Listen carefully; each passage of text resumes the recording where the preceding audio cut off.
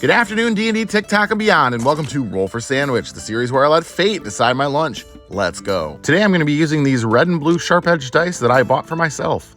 Thanks, me. Let's get things started with our roll for bread.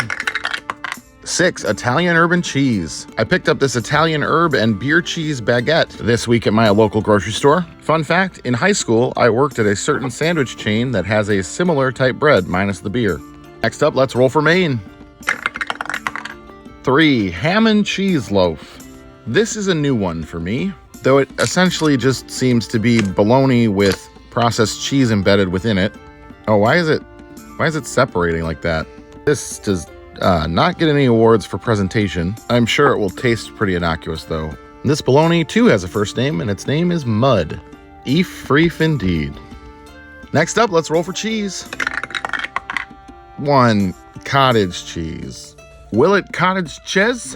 I don't know, CIBs, I guess we'll find out. I'm pretty back and forth on cottage cheese. I like it, but at the same time, I randomly get skeeved out by it. This probably is not going to help. All right, next up, let's roll for Roughage.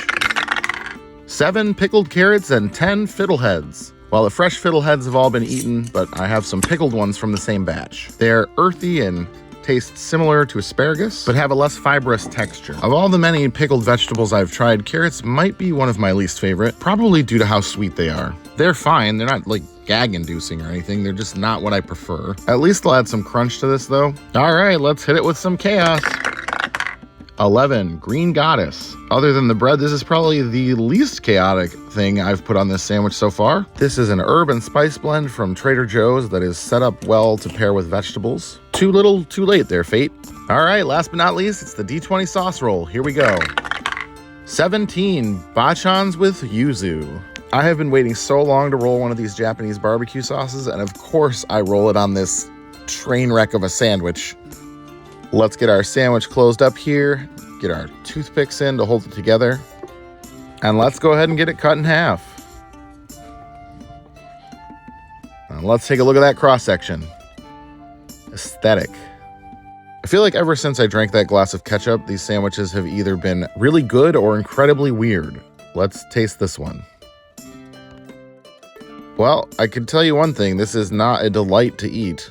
I typically don't use words like mouthfeel in these videos, but this one has bad mouthfeel.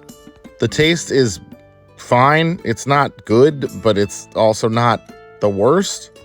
I think for this one, a 4 seems appropriate, and I'm going to call it beer and loafing in my kitchen. Thanks for joining me for another week of Roll for Sandwich. I hope you have a great weekend, and I'll see you on Monday.